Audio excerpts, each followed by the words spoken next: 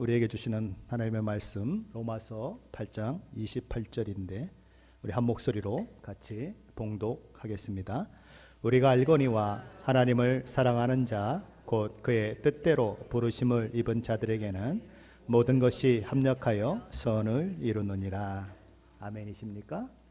예, 우리 옆에 분들 한번 인사해 보시겠습니까? 믿으면 하나님의 영광을 봅니다. 아멘. 오늘 저와 여러분이 읽었던 로마서 8장 28절 말씀은 신앙의 길을 걸어가는 저와 여러분에게 얼마나 큰 위로를 주는 말씀인지 모릅니다. 모든 것이 합력하여 선을 이루느니라 라는 이 말씀은 정말 큰 위로와 소망으로 우리에게 다가오는 말씀이 아닐 수 없는 거죠.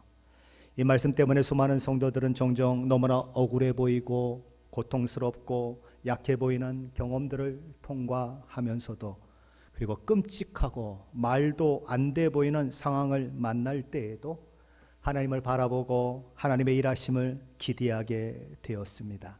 그 모든 상황에도 불구하고 결국은 하나님께서 우리를 유익하게 하시고 우리를 위해 선을 만들어 내실 것이라고 하는 믿음을 가짐으로 인해서 그들은 견디고 또 견디고 참고 또 참고 눈물을 흘리면서도 그렇게 길을 갈 수 있었던 것이지요. 그렇다면 누가 이런 은혜를 입을 자격이 있는 것일까요? 아무나 누구나 이런 은혜를 누릴 자격이 있는 것일까요? 모든 세상 사람들에게 다 이런 혜택이 주어지는 것일까요? 아니면 어떤 특정한 사람만이 이런 혜택을 누릴 수 있는 것일까요? 오늘 본문은 이 놀라운 언약의 말씀의 수혜자가 되려면 두 가지 자격 조건이 있어야 된다라고 말씀합니다. 그렇다면 두 가지 자격 조건은 어떤 것일까요? 로마서 8장 28절 말씀인데 우리 다시 한번 함께 읽어보겠습니다. 28절입니다. 우리가 알거니와 하나님을 사랑하는 자 곧 그의 뜻대로 부르심을 입은 자들에게는 모든 것이 합력하여 선을 이루느니라. 첫째 자격 조건은 그가 하나님을 사랑하는 사람이어야 한다는 것입니다. 둘째 자격 조건, 그 사람이 하나님의 뜻대로 부르심을 입은 자여야 한다는 것입니다. 모든 것이 합력하여 선을 이루는 복과 은혜를 받아 누릴 수 있는 첫 번째 사람은 어떤 사람인가? 하나님을 사랑하는 사람이다 라는 것이죠. 그 말이 의미하는 바는 하나님을 사랑하지 않는 사람이라면 결과적으로 이 복되고 은혜로운 약속의 말씀이 자기 것이라고 주장할 수 없다는 것입니다. 그렇다면 여기서 하나님을 사랑한다는 것은 어떤 것을 말할까요? 저와 여러분이 하나님을 사랑하는 사람인지 아닌지 무엇으로 구분할 수 있을까요? 존 파이퍼 목사님은 그의 로마서 강해에서 우리가 하나님을 사랑하는지 그렇지 않은지 아는데 도움이 되는 7가지 체크 포인트를 우리에게 알려주고 있습니다. 제가 이 중간에 조금 나눠야 할 것이 있어서 그분은 7가지를 얘기했지만 저는 그분의 이야기를 9가지로 한번 여러분에게 들려드리겠습니다. 체크리스트, 내가 하나님을 정말 사랑하는지를 확인할 수 있는 점검사항. 한번 제가 하나하나 읽어드릴 테니까 하나하나 소개해드릴 테니까 저와 여러분이 정말 하나님을 사랑하는 사람인지 한번 확인해 보시기 바랍니다. 첫 번째는 내가 하나님을 갈망하는가 하는 것입니다. 두 번째는 내가 하나님 자신을 소중히 여기는가 하는 것입니다. 세 번째는 내가 하나님 안에서 다른 어떤 것보다도 더욱 기쁨을 누리고 있는가 하는 것입니다. 네 번째는 내가 하나님 안에서 하나님 한 분만으로 만족하고 있는가 하는 것입니다. 다섯 번째는 내가 하나님 자신을 마음에 품고 살아가고 있느냐 하는 것입니다. 여섯 번째는 내가 하나님을 더욱 맛보기를 간절히 소원하는 소원을 가지고 있느냐 하는 것입니다. 일곱 번째는 내가 하나님을 가치 있게 여기고 있느냐 하는 것입니다. 여덟 번째는 내가 하나님을 최고로 여기고 있느냐 하는 것입니다. 그리고 아홉 번째는 내가 하나님을 존중하며 하나님을 경외하는가 하는 것입니다. 누군가 저와 여러분에게 여러분은 이와 같은 사랑으로 하나님을 사랑하고 있습니까? 라고 묻는다면 어떻게 대답하시겠습니까? 아마도 우리 중 어느 누구도 맞습니다. 나는 그렇게 하나님을 사랑합니다. 라고 자신 있게 이야기할 수 있는 사람은 없을 것입니다. 자, 그렇다면 그런 저와 여러분은 모든 것이 합력하여 선을 이루게 하신 하나님의 축복과 은혜를 받을 자격이 있는 사람들이라고 할 수 있을까요? 하나님을 사랑하지 않는 사람은 그런 자격이 없는 사람들인데 그럼에도 불구하고 우리는 그런 자격이 있는 사람이라고 주장할 수 있을까요? 사도 바울은 그런 우리의 모습을 알고 있습니다. 우리가 이 위대하고 아름다운 하나님의 약속과 전혀 상관이 없는 사람은 아닌가 염려하며 지레 겁먹고 주눅들지 않도록 하기 위해서, 그리고 우리가 그 말씀을 오해해서 실망과 좌절 가운데 빠지지 않도록 하기 위해서 그는 그 이후에 한마디 말을 덧붙이고 있는 것입니다. 하나님을 사랑하는 자가 어떤 자인가? 오늘 로마서 8장 28절 말씀을 다시 한번 잘 보시기 바랍니다. 28절은 이렇게 되어 있습니다. 우리가 알거니와 하나님을 사랑하는 자 곧 그의 뜻대로 부르심을 입은 자들에게는 이라고 되어 있습니다. 사도 바울은 하나님을 사랑하는 자가 누군가, 곧 그는 하나님의 뜻대로 부르심을 입은 자들이다 라고 말씀하고 있는 것입니다. 하나님을 사랑하는 자가 곧 하나님의 뜻대로 부르심을 입은 자요, 하나님의 뜻대로 부르심을 입은 자가 하나님을 사랑하는 자라는 것입니다. 더 쉬운 말로 말씀을 드리면 우리 주 예수 그리스도의 십자가 대속의 은혜로 구원받아 새 생명을 얻은 자가 부르심을 받은 자요, 그런 사람이 바로 하나님을 사랑하는 자요, 그런 사람에게는 모든 것이 합력하여 선을 이루시는 하나님의 은혜와 축복이 언제나 함께 한다는 것입니다. 뭘로 그렇게 그것이 맞다고 주장할 수 있을까요? 성경이 그렇게 이야기하고 있기 때문에 그래요. 성경은 언제나 예수 믿기 전에 우리의 상태는 하나님과 원수된 상태예요. 하나님을 대적하는 대적자의 상태다라고 말씀합니다. 그리고 하나님의 진노가 그 위에 머물러 있는 사람이 누군가? 하나님을 믿지 않고 거부하는 사람들이다라고 얘기합니다. 요한복음 3장 36절 말씀이죠. 아들을 믿는 자에게는 영생이 있고 아들을 순종하지 아니하는 자는 영생을 보지 못하고 도리어 하나님의 진노가 그 위에 머물러 있느니라. 아들을 믿는 것과 아들을 믿지 않는 것이 어떻게 갈리는가? 한 사람은 영생을 얻고 영생에 참여하는 자가 되지만 한 사람은 영생과 상관이 없는 사람, 하나님의 진노 가운데 있는 사람이 된다는 것이죠. 고린도서 1장 21절 말씀은 전에 우리는 하나님과 원수된 관계 가운데 있었다라고 말씀합니다. 제가 현대인의 성경으로 읽어보겠습니다. 여러분은 전에 여러분의 악한 행실 때문에 하나님을 떠나 마음으로 하나님과 원수가 되었습니다. 예수 믿기 전에 우리는 하나님과 원수된 관계 가운데 있었습니다. 그러나 예수 믿고 난 이후에 우리는 하나님과 화목한 관계 가운데 있다는 것입니다. 우리가 우리 주 예수 그리스도의 피로 구속함을 받았다고 하는 것은 하나님의 진노 가운데 있던 저와 여러분이 하나님과 화평한 관계 가운데 있다는 것을 말합니다. 제 허물로 죽었던 저와 여러분이 새 생명을 얻었다는 것을 말합니다. 어둠 가운데 살던 저와 여러분이 빛 가운데 살게 되었다는 것을 말합니다. 사탄의 권세 아래에 있고 사탄의 나라에 속한 우리가 하나님의 권세 아래에 있고 하나님의 나라에 속한 자가 되었다는 것을 말합니다. 하나님께 적대감을 가진 우리가, 하나님을 믿으려면 내 주먹을 믿어라라고 큰소리 치던 우리가 하나님을 사랑하는 자가 되었다는 것을 말합니다. 그러므로 하나님을 사랑하는 자, 곧 그 뜻대로 부르심을 입은 자라고 하는 표현은 우리 주 예수 그리스도의 십자가 대속의 은혜로 구원받아 하나님의 자녀가 된 사람을 말하며 그 결과 하나님과 적대적인 관계에서 하나님을 사랑하는 관계로 변화된 사람을 말하는 것입니다.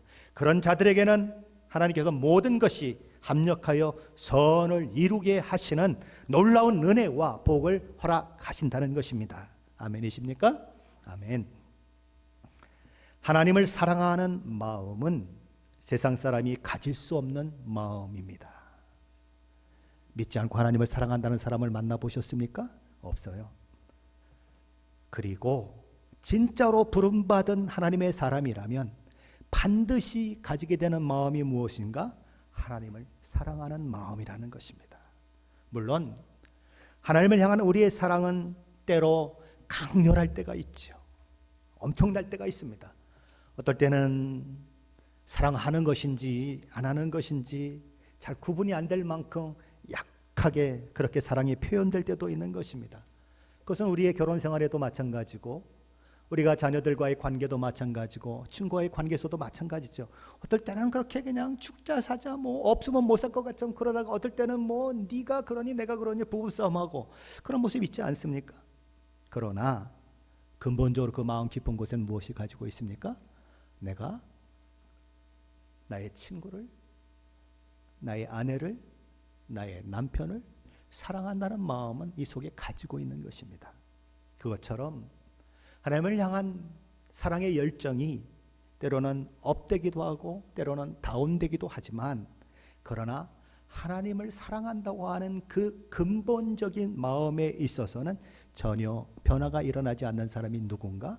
하나님을 알게 된 사람이고 예수 그리스도를 믿게 된 사람이고, 예수 그리스도를 통해서, 우리 주 예수 그리스도를 통해서 제사함 받고 하나님을 아버지라 부르는 사람이라는 것입니다. 그런 사람에게, 하나님을 대적하는 자에서 하나님을 사랑하는 자로 변화된 자에게 하나님은 모든 것이 합력하여 선을 이루게 하시는 축복을 누리게 하신다는 것입니다. 성경은 모든 것을 이야기하고 있습니다. 모든 것 속에는 좋은 일도 포함이 되고 선한 일도 포함이 됩니다. 환난도 포함이 되고 시련도, 핍박도, 질병도, 또는 육체의 연약함도, 우리를 괴롭게 하고 우리를 때로 넘어지게 하는 모든 세상의 것들이 다 포함이 됩니다. 어떤 것도 예외되지 아니하고 그 모든 것들을 통해서 하나님은 예수 믿는 저와 여러분을 통해, 하나님을 사랑하는 저와 여러분을 통해 선을 이루도록 만드신다는 거예요. 정말 그럴까요? 하나님 정말 그런 일을 하실까요? 때로 우리는 고통, 실패, 낙심의 상황 가운데 빠질 때가 있습니다. 그런데 고통의 상황을 만나고 실패의 상황을 만나고 낙심의 상황을 만나면 믿음을 가진 사람, 예수를 알고 있는 사람, 믿는다고 고백하는 사람은 그때의 정신을 차리게 돼요. 잠자던 영혼이 깨어나는 것입니다. 그래서 내가 뭐가 잘못됐지? 내가 뭐가 문제지? 자기를 돌아보고 회개하고 돌이키는 일들이 일어나는 것입니다. 그런 의미에서 보면 그에게 고통이 온 것도, 그가 실패를 만난 것도, 그가 낙심의 상황을 만난 것도 결국은 하나님께 선을 이루시는 도구가 되는 그것을 우리는 경험하게 되는 것입니다. 믿음을 가진 저와 여러분에게 가장 위험한 시기는 언제일까요? 가난한 때일까요? 병들었을 때일까요? 예수 믿는 것 때문에 핍박을 받을 때일까요?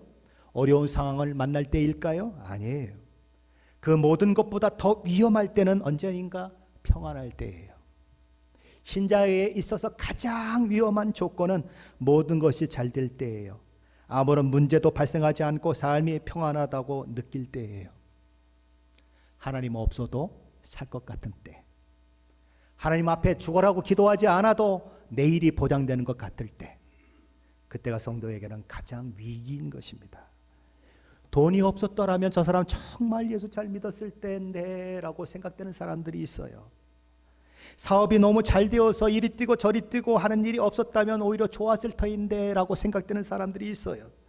저렇게 건강하지만 않았다면 저런 짓을 하고 살지는 않았을 텐데 라고 하는 안타까움을 자아내는 사람들이 있는 것입니다. 오히려 돈이 많은 것이, 사업이 잘 되는 것이, 건강한 것이 그에게 유익이 되는 것이 아니라 해가 되는 경우가 있는 것입니다. 그런데 그 사람이 예수 믿는 사람이라면, 그 사람이 하나님의 아들이라면 그런 환경을 하나님께서 흔들어 버리시는 것입니다. 종종 환난과 시련을 만나게 해서 그 환난과 시련이 마치 쓴 양약처럼 그에게 작용하게 만들어서 영적인 회복을 이루게 하는 일들이 너무나 많이 일어나는 것입니다. 어느 날 잘 되던 사업이 망해버립니다. 그 많던 돈이, 주머니만 열면 돈이 그냥 펑펑 넘쳐나던 돈이 다 어디로 사라져 버렸는지, 깨수늘 돈도 없어서 친구의 주머니를 빌려야 하는 상황이 만들어지기도 하지요. 그때서야 비로소 정신을 차리고 하나님을 다시 바라보게 되고 신앙으로 돌아오는 사람이 얼마나 많습니까? 건강을 잃고 병이 들어 그제서야 죄와 멀어지고 좋아하던 악한 것들과 멀어지는 사람들이 얼마나 많습니까? 잠자는 신앙을 깨우는 그 시련과 환난, 그런 것들이 우리에게 있게 되는 것이죠. 자기를 돌아보게 만들고 자신이 잘못된 방향으로 가고 있던 것을 확인하게 만들고 자신이 반신앙적인 삶을 살아왔다는 것을 알게 만들어서 회개하고 돌이키게 만드는 것이 시련과 환난의 역할이라면, 고통과 아픔의 역할이라면 그 시련과 환난이, 아픔과 고통이, 사고와 병이 하나님께서 나를 모든 것을 선을 이루도록 하시는 도구, 그 도구로 사용하고 있다는 것을 우리는 알게 되는 것입니다. 두 번째로 우리는 우리의 실패와 넘어짐을 통해서 비로소 나의 나된 것이 전적인 하나님의 은혜요, 나 자신이 하나님을 떠나서는 아무것도 할 수 없는 존재임을 알게 되는 경우가 있는 것입니다. 그럴 때에 우리는 우리 자신의 실패와 넘어짐까지도 하나님께서 선을 이루시는 도구로 사용하셨다는 사실을 알게 되는 것입니다. 마태복음 26장에 보면 우리 주님께서 유대 종교 지도자들에 의해 재판을 받고 십자가형에 처해질 시간이 가까워 왔음을 아시고 제자들을 불러놓고 말씀을 나누시는 이야기가 나옵니다. 예수님은 스가랴서 13장 7절 말씀을 그렇게 인용하시죠. 가라, 깨어서 내 목자, 내 짝된 자를 치라. 목자를 치면 양이 흩어지려니와. 이 말씀에 기록된 대로, 구약에 예언된 대로 오늘 밤에 너희가 다 나를 버리게 될 것이다. 그러자 베드로가 이렇게 말합니다. 모두 주를 버릴지라도 나는 결코 버리지 않겠나이다. 내가 진실로 내게 이르노니 오늘 밤 다굴기 전에 내가 3번 나를 부인하리라. 내가 주와 함께 죽을지언정 주를 부인하지 않겠습니다. 베드로는 허풍을 떤 게 아니에요. 그의 진심을 말한 것입니다. 베드로는 우리 주님 앞에서 그 했던 맹세를 지키고자 노력했어요. 그래서 다른 제자들은 다 예수님을 버리고 도망가 버렸는데 그런 상황 가운데서도 베드로와 요한만큼은 여전히 도망치지 않고 예수님이 신문받는 가야바 집 뜰 안까지 들어서게 되는 것입니다.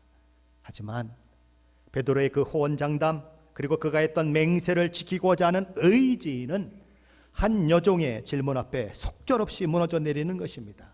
그래서 정말 예수님의 말씀처럼 닭이 울기 전에 3번 예수님을 부인하는 그 일들이 일어나는 것입니다. 베드로는 얼마나 통곡하는지, 얼마나 아픔을 느끼는지 그 일이 늘 생각나는 것이죠. 그런데 요한복음 21장에 보면 그런 베드로가 나는 물고기 잡으러 가노라 그러며 갈릴리 바다로 고기를 찾겠다고 나서게 됩니다. 예수님이 부르시기 전에 그 모습 그대로 고기 잡는 일을 하겠다고 그는 나서게 되죠. 그런데 그곳에 예수님이 찾아오셔서 베드로에게 이렇게 물으십니다. 요한의 아들 시몬아, 내가 이 사람들보다 나를 더 사랑하느냐? 다른 사람은 다 버려도 나는 버리지 않겠습니다. 나는 죽을지언정 주님을 모른다고 하지 않겠습니다. 내가 그랬지? 다른 사람은 다 버려도 나는 버리지 않겠다고. 내가 정말 이 사람들보다도 나를 더 사랑하니? 베드로가 대답합니다. 주여 그러하이다. 내가 주를 사랑하는 줄 주께서 아시나이다. 그러자 예수님이 대답하십니다. 내 어린 양을 먹이라. 그리고 예수님은 또 베드로에게 물으셨습니다. 요한의 아들 시몬아, 내가 나를 사랑하느냐? 주여 그러하이다. 내가 주를 사랑하는 줄 주께서 아시나이다. 내 양을 치라. 주님이 또 물으셨어요. 요한의 아들 시몬아, 내가 나를 사랑하느냐? 내가 나를 사랑하느냐고 하는 똑같은 질문이 3번이나 반복되자 시몬 베드로의 마음은 쿵쾅 뛰기 시작했어요. 근심과 두려움에 쌓이기 시작했어요. 그래서 이렇게 얘기합니다. 주여 모든 것을 아시오매 내가 주를 사랑하는 줄 주께서 아시나이다. 그러자 주님이 또 대답합니다. 내 양을 먹이라. 베드로는 왜 그렇게 가슴이 뛰었을까요?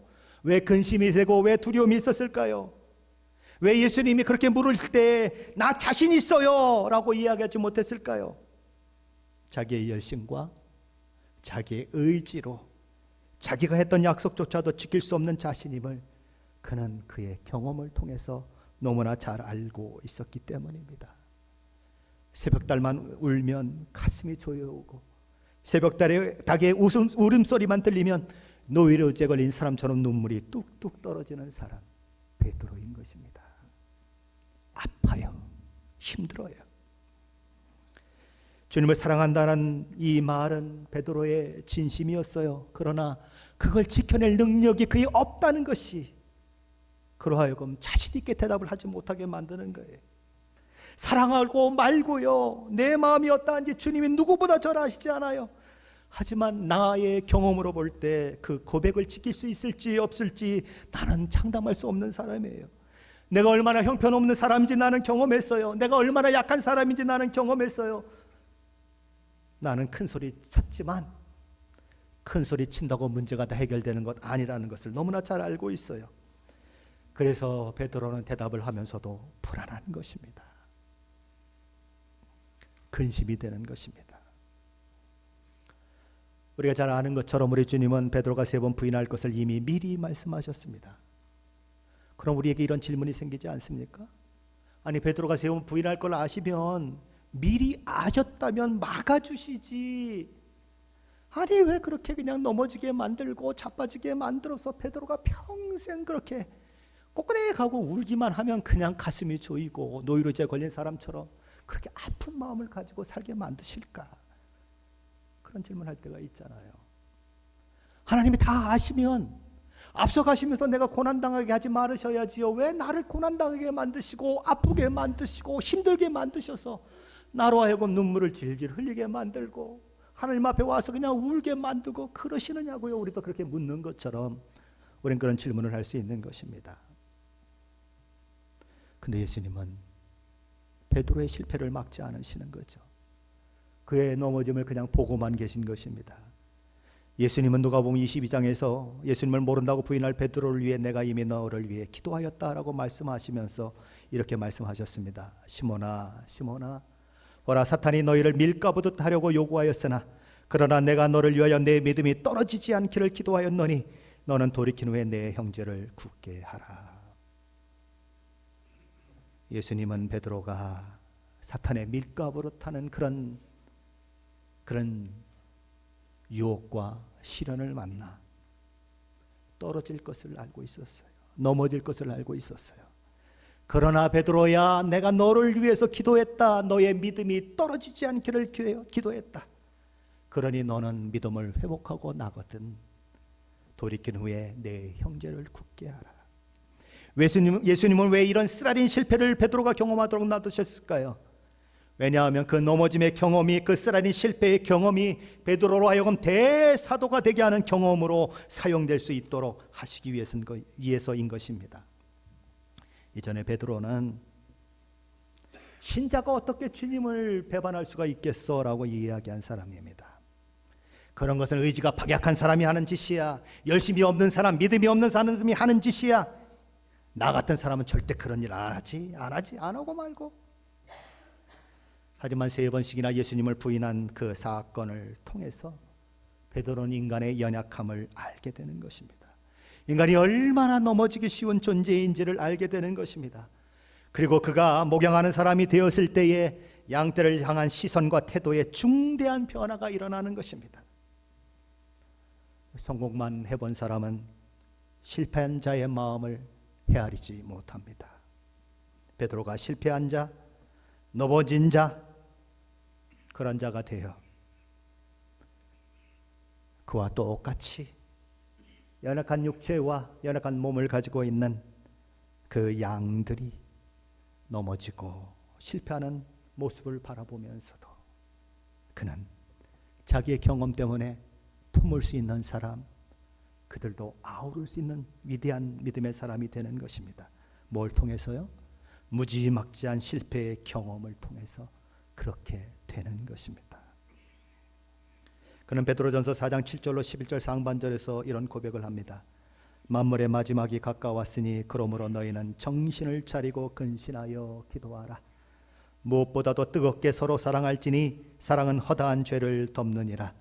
서로 대접하기를 원망 없이 하고 각각 은사를 받은 대로 하나님의 여러 가지 은혜를 맡은 선한 청지기 같이 서로 봉사하라. 만일 누가 말하려면 하나님의 말을 하는 것 같이 하고 누가 봉사하려면 하나님이 공급하시는 힘으로 하는 것 같이 하라. 그럼 뭐라고 얘기합니까? 서로 사랑하라. 왜냐하면 사랑은 허다한 죄를 덮기 때문이다 라는 것입니다. 나는 물고기 잡으러 가노라 그러며 갈릴리 바다를 찾았던 베드로에게 보신 우리 주님의 사랑이 바로 허다한 죄를 덮는 사랑이요 허다한 허물을 덮는 사랑이었습니다. 주님의 허물 많은 그를 덮어주시고 사랑하셨듯이 그 역시 허물 많은 다른 사람들을 덮어주고 사랑하는 사람이 되었기에 너희가 서로 사랑하라. 사랑은 허다한 죄를 덮는다라는 이야기를 권면을 하는 사람이 된 것입니다. 사도 베드로는 그날 그 새벽 그 경험을 통해 처달할 정도로 자기 힘으로 안 된다는 사실을 알게 되었습니다. 자기 의지로 안 된다는 것을 알게 되었습니다. 자기 결심으로 안 된다는 것을 알게 되었어요. 그래서 이런 권면을 하고 있는 것입니다. 하나님의 여러 가지 은혜를 맡은 선한 청지기 같이 서로 봉사하라. 누가 말하려면 하나님의 말씀을 하는 것 같이 하고, 누가 봉사하려면 하나님이 공급하시는 힘으로 하는 것 같이 하라. 내가 다 한다고 설쳐대지 말고, 내가 모든 것을 할 수 있다고 설쳐대지 말고, 말을 하려거든 하나님이 말씀하신 것처럼 하고, 봉사하려면 하나님이 힘을 공급해 주셔서 하는 사람처럼 해라. 자기의 교만과 자기의 자랑과 자기의 의지와 자기의 당당함과 그런 것으로 무장되었던 베드로가 변했습니다. 주의 은혜가 아니면 살 수 없고, 주께서 동행하지 않으면 어쩔 수 없는 사람, 주의 힘을 힘입지 않고는 나는 설 수 없는 자임을 고백하며, 나는 실수 많은 사람입니다. 나는 넘어지고 예수님을 모른다고 부인했던 사람입니다. 나는 더 이상 내가 자신만만한 사람, 호언장담하는 사람이 될 수 없습니다. 그러며 성도들을 권면하고 사랑하고 그들을 품는 위대한 사도가 되어지는 그 일은 무지막지하게 넘어지고 무지막지하게 실패하고, 그런 자리에 사도 베드로가 가게 되었지만 그 일을 다음이 없는 지혜와 섭리 가운데 그냥 허용하시고 그가 실패하도록 놔두셔서 만들어내신 우리 주님의 놀라운 은혜의 사건인 것입니다. 모든 것을 합력하여 선을 이루게 하시는 하나님의 은혜 베푸심의 결과인 것입니다. 하나님은 모든 것을 합력하여 선을 이루게 하신다고 하셨습니다. 그 속에는 우리가 죄의 유혹에 넘어져서 죄에 빠져 있는 그것까지도 사용하셔서 하나님은 선을 이루신다고 하는 말씀인 것입니다. 누구요? 세상의 모든 사람들이 아니고 예수 그리스도를 주라 고백하는 저와 여러분, 하나님의 자녀라고 하는 확신을 가지고 있는 저와 여러분에게는 그런 일들이 있다는 것입니다. 하나님께서 종종 저와 여러분을 죄를 짓는데도 불구하고 그냥 막지 않으실 때가 있어요. 우리는 이 사실만큼 기억해야 합니다. 하나님은 저와 여러분을 죄를 짓도록 조장하지 않으십니다. 죄에 유혹되도록 낚시꾼이 바늘에다가 미끼를 달아가지고 착착착 하면서 물어 물기만 해라 그러시는 분이 아니십니다. 하나님 우리가 죄짓지 않기를 원하시고 죄에서 멀어지기를 원하시는 분이십니다. 그런데 그 하나님이 우리가 죄를 지으려고 할 때에 죄를 짓지 못하도록 막지 않으시고 그냥 내버려 두셔서 우리 마음대로 하시게 하실 때가 있다는 것입니다. 그 사람은 큰 소리 치던 사람이었는데, 나만큼만 믿음 생활을 하라고 그렇게 큰 소리 치던 사람인데, 그 죄를 짓고 나면 자신의 무능함을 알게 되는 것입니다. 죄가 얼마나 강력한 힘을 가지고 있고 파괴력을 가지고 있는지 알게 되는 것입니다. 죄에 넘어져 보면 자신이 얼마나 부끄러운 존재인지를 알게 되는 것입니다. 자신 혼자 설 수 없는 존재임을 아는 것이지요. 하나님을 알지 못하는 사람들은 죄를 지으면 지을수록 그의 심령이 완악해집니다. 그의 양심이 점점 화인 맞은 양심으로 변해갑니다. 그러나 하나님의 사람은 다른 것입니다. 예수 믿는 사람은 다른 것입니다. 범죄할 때마다 하나님 앞에 너무 죄송하고 너무 죄송해서 눈물로 회개하며 용서를 구하고 나아가고, 하나님, 하나님의 은혜가 아니면 나는 살 수 없는 사람입니다. 내가 또 넘어졌습니다라고 고백하며 그렇게 자신을 추스리는 일들이 일어나는 것입니다. 누가복음 15장에 보면 저와 여러분이 일명 탕자의 이야기로 알고 있는 이야기가 기록되고 있습니다. 탕자는 아버지를 떠나기 전에도 아버지를 알았겠죠? 아버지와 아들의 관계라는 것도 분명히 알았을 것입니다. 그런데 정말 그가 아버지가 어떤 사람이고 아버지와 자신의 관계가 어떤 관계에 있는지를 아는 것은 언제 알게 되었을까요? 그가 집을 나가서 허랑방탕하게 살다가 모든 것을 다 탕진해버리고 거짓골이 되어 집에 돌아올 때에 그제서야 제대로 알게 되는 것입니다. 물론 그는 잘못했습니다. 아버지가 멀쩡히 살아계신데도 불구하고 자기 상속 재산을 달라고 요구하는 경우는 그 시대에 없습니다. 그거는 호로자식이나 하는 행동입니다. 그리고 그 재산을 다 팔아 아버지의 영향력이 미치지 않는 먼 곳으로 도망쳐서 방탕한 생활을 한 것도 아주 잘못된 행동입니다. 그것이 잘했다고 이야기하는 것이 아니에요. 그것이 그런 일들이 일어났지만 그 일들까지도 하나님이 선하게 사용하시더라. 그것이 아들된 자, 딸된 저와 여러분의 놀라운 하나님의 그 사랑의 손길이라는 것입니다. 그는 너무너무 잘못했어요. 너무너무 못된 짓을 많이 했어요. 그런데 아버지에게 돌아오고 나서는 이전보다 더 나은 사람이 되었습니다. 훨씬 더 선한 사람이 되었습니다. 그는 아들이라고 하는 신분이 가진 그 크기와 영광이 어떤 것인지를 알게 되었어요. 아버지를 끌어안고 내가 하늘과 아버지께 죄를 지었사오니 내가 아버지 아들이라 일컬음을 받지 못하고 종이라 일컬음을 받아야 마땅하다고 하는데 그 아들의 모든 권리를 회복해주고 반지를 끼워주고 신발을 신겨주고 새 옷을 입혀주고 하는 그 아버지의 모습을 보면서 아버지와 아들이 어떤 관계인지를 이전과는 다른 시각으로 보게 되는 것입니다. 아버지가 나를 얼마나 사랑하는지를 그때 알게 되는 것입니다. 그리고 아버지의 품을 떠나서 제멋대로 사는 삶이 멋있는 삶도 아니고 낭만적인 삶도 아니고 자유로운 삶도 아니라는 것을 알게 됩니다. 가장 못난 삶이고 자신을 죄의 얽매이게 만들어 자신을 멸망으로 이끄는 그런 삶이라는 것을 알게 되기 때문에 더 이상 그런 것들을 부러워하거나 그리워하는 삶이 아닌 그런 삶을 살게 되었습니다.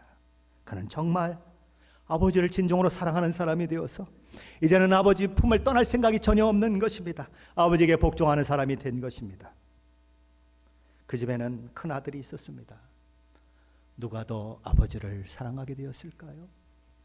누가 더 아버지의 사랑을 더 알게 되었을까요? 아이러니하게도 그 깽판치고 그렇게 막무가내로 살던 탕자인 것입니다.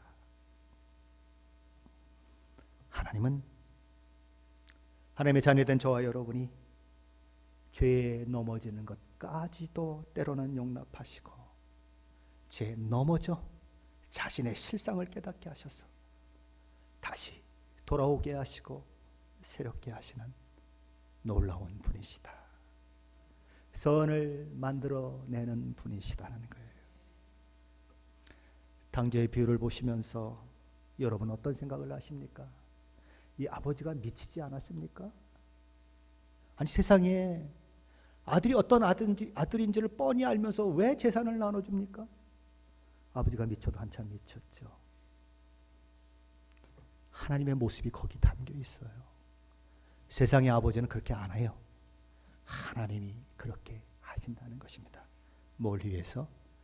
이전과 다른 사람을 만들어내기 위해서, 이전과 다른 아버지와 아들의 관계를 만들어내기 위해서 그렇게 하신다는 것입니다. 네 번째로 우리를 실패케 하고 우리를 억압하고 핍박하고 우리를 거짓으로 매도하며 어렵게 하는 일들을 만나는 것조차도 하나님께서 선으로 만들어낼 수 있다는 것을 오늘 말씀을 통해서 우리는 확인하게 되는 것입니다. 그런 인물을 들려고 하면 주저없이 들 수 있는 인물이 요셉입니다. 그는 형들에 의해서 애굽의 종으로 팔렸습니다. 보디발의 부인에 의해서 거짓 고소되어서 왕들의 신하들이 갇히는 억울한 옥살이를 그곳에서 해야 했습니다. 꿈을 해석해주고 복권 되시거든 나를 기억하십시오라고 이야기했더니 술 맡은 관원장이 그럼 내가 찰떡같이 약속을 하지 그랬는데 나가더니 잊어버렸습니다. 바로 왕이 두 번의 꿈을 연속적으로 꿀 때까지 요셉을 잃어버려서 요셉은 무려 만 2년 동안 감옥에 더 갇혀 있어야 했습니다. 그러나 하나님께서는 그 일을 통해 요셉을 애굽의 총리로 세우셨고 그는 물론 그의 형제 자매들 그리고 아버지와 어머니 그 모든 사람들을 야곱의 가족들을 명실공히 이스라엘 민족으로 만들어내는 일에 요셉을 쓰임받게 하셨습니다. 그는 자신의 아픈 과거를 생각하면 눈물과 한숨과 아픔이 없이 바라볼 수 없는 과거를 생각하면 형들이 미울 수도 있었습니다.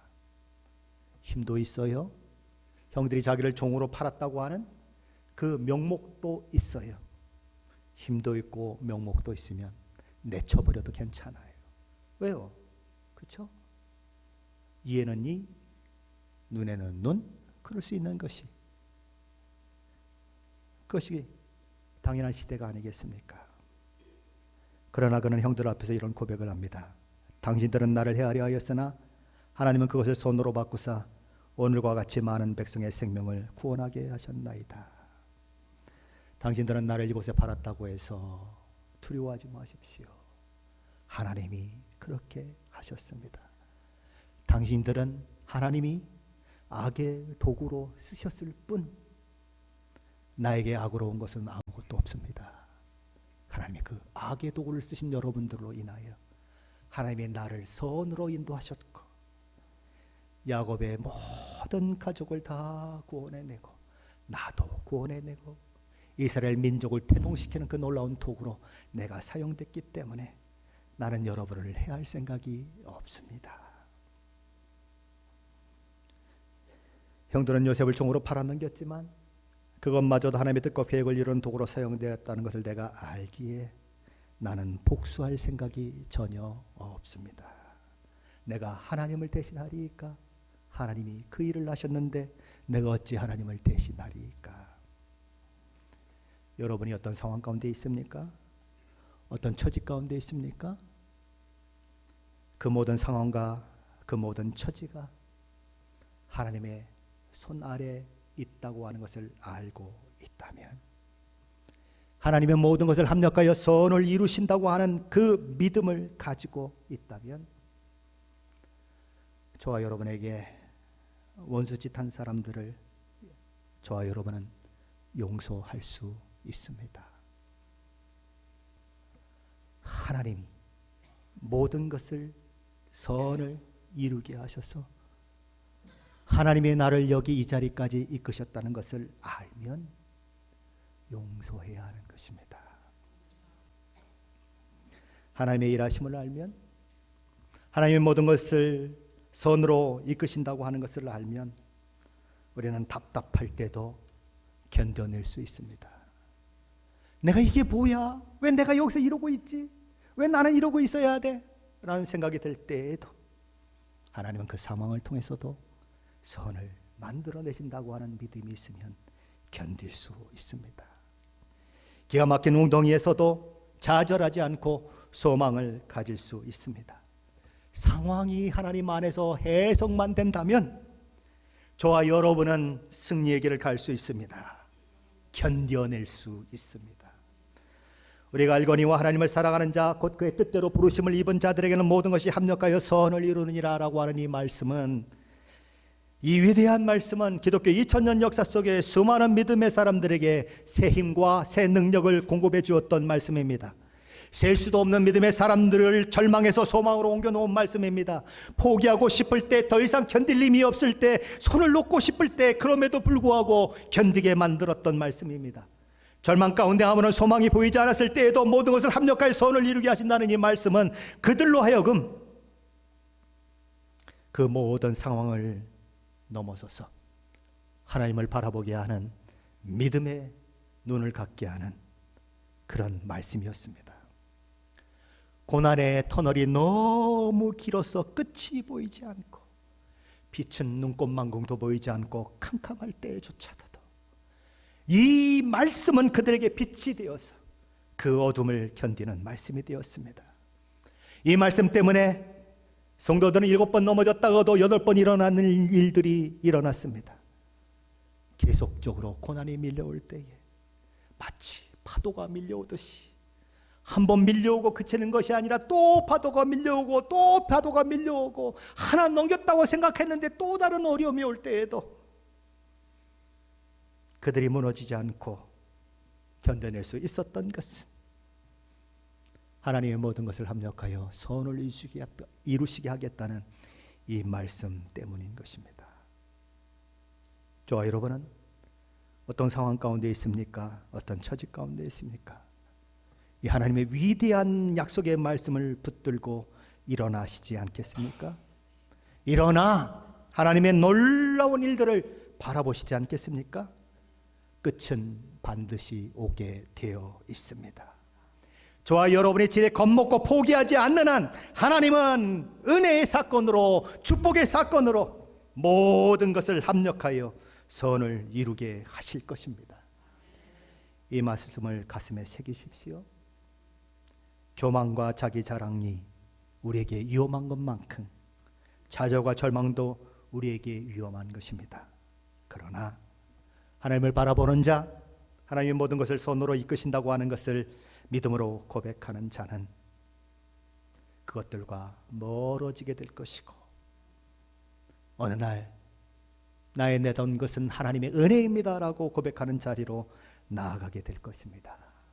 그리고 올해 저와 여러분에게 주신 말씀처럼 너희가 믿으면 하나님의 영광을 보리라고 하는 이 말씀이 바로 그 말씀이셨군요 라고 고백하는 날이 있게 될 것입니다.